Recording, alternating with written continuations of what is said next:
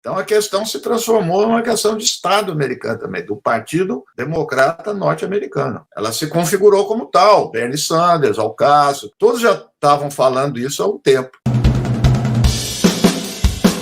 Professor, eu queria perguntar uma coisa que vai aí na direção... tem a ver com isso, obviamente, do que a gente está falando, mas sai um pouquinho dessa questão da hierarquia dentro do atual governo, de quem fala, quem responde, quem é responsabilizado, que é a respeito do ex-presidente Jair Bolsonaro, né, especificamente.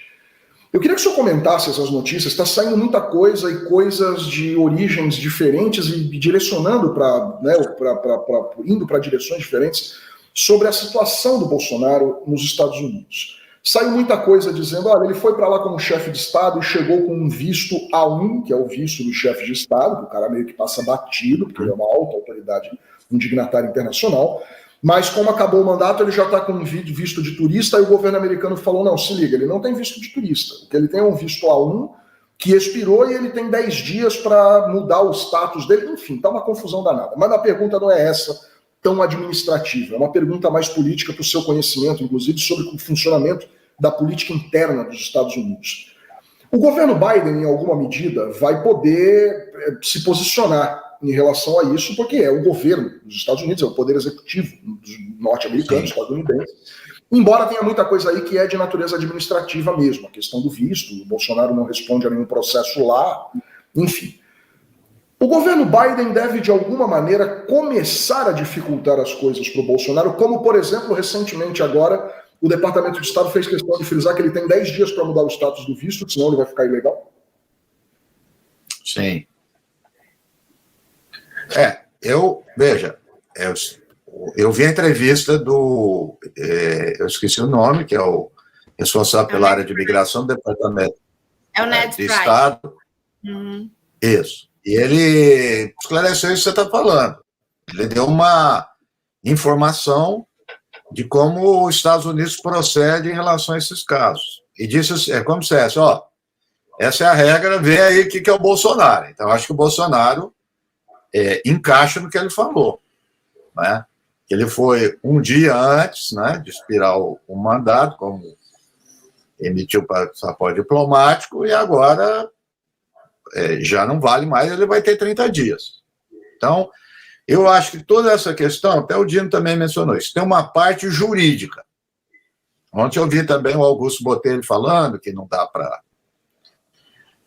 para solicitar a extradição do Bolsonaro e tudo mais. A gente que é da política, a gente sabe que quando se quer, chama o direito para justificar. Os Estados Unidos, eu vou aprender com os Estados Unidos. Os Estados Unidos fazem muito isso. Eles fazem. Depois, vamos chamar alguém para justificar dentro da lei, né? Então, a gente sabe como é isso. Então, vai depender, eu acho, de uma pressão política que está sendo grande, né? E o Biden, não só o Biden, quer dizer, Clinton, Obama, eu vi o Obama agora manifestando em relação ao Lula.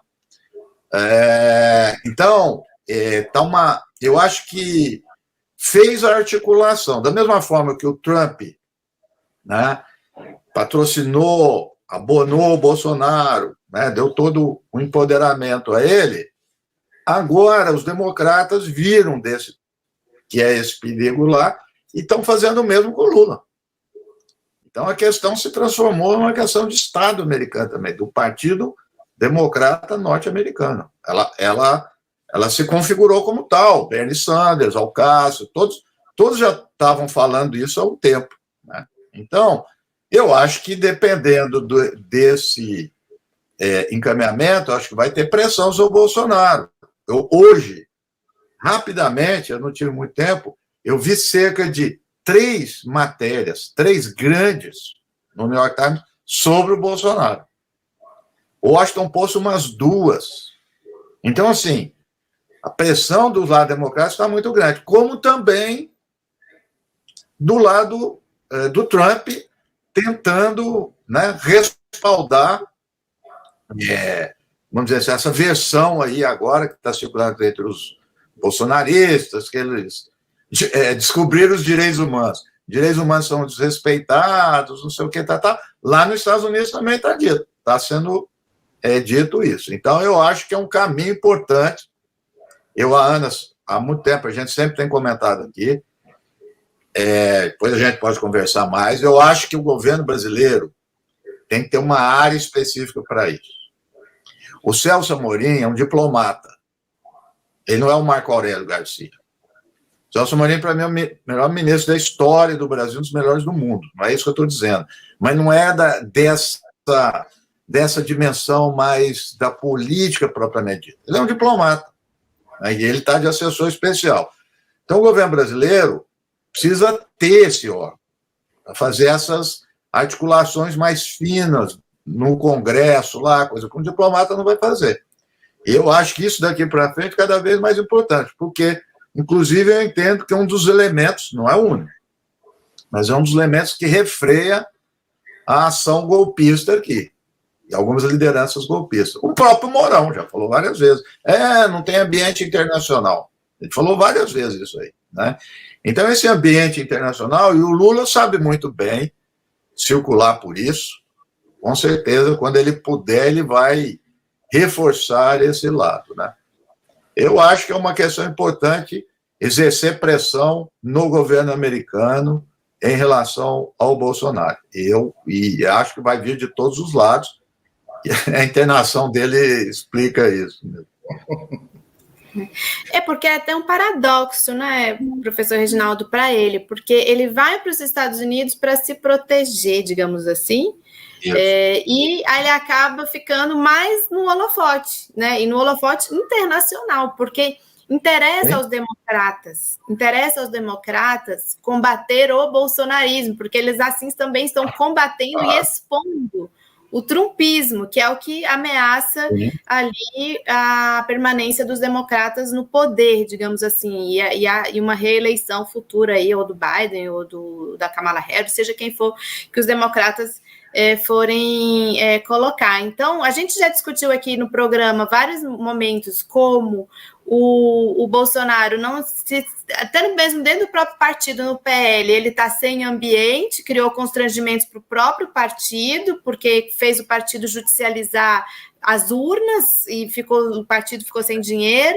Agora ele vai para os Estados Unidos para tentar se proteger. Parece que tudo que ele toca fica tóxico, né, para ele mesmo. E esse ato do dia 8 de janeiro foi um super tiro pela culatra, como muitos estão falando, também nesse sentido para os Bolsonaros aí, né, para o clã Bolsonaro. Aí eu acho que tem duas coisas. Só para complementar aí dos Estados Unidos, que eu me esqueci, veja, a Flórida parece estar virando refúgio da extrema-direita do Brasil, né? Porque o pessoal aí da Jovem Pan, acho que está tudo lá. O Anderson Torres vai dar uma passeada lá nesse momento. O Bolsonaro está lá. Então, a coisa vai ficando meio estranha também, e o governo americano para tomar providência disso. Mas sobre o que a Ana está falando, acho que a gente já tinha analisado também do Trump, e aqui está valendo. Eu acabei de ver o professor Arcelino, que faz um mapeamento, né, das redes, né? E ele pegou agora um mapeamento das redes só do Bolsonaro, ele pegou. Do ano passado, época de eleição, até um pouco depois, e agora. As lideranças do ano passado sumiram. Tudo novo. Tudo novo. Tudo gente que não estava na coisa. Porque isso indica o quê? Que há uma base ainda muito forte do bolsonarismo. As lideranças estão sendo passadas para trás. E estão tentando surgir outras. Né? Então, são coisas diferentes. Que a gente fala, nesse aspecto das lideranças, realmente a coisa ficou ruim para eles. Mas há uma base à espera ainda. Uma base forte. Alguns estão saindo fora, mas há uma base, que é a mesma coisa lá do Trump, né? Você tem uma readequação e tentativa de liderança.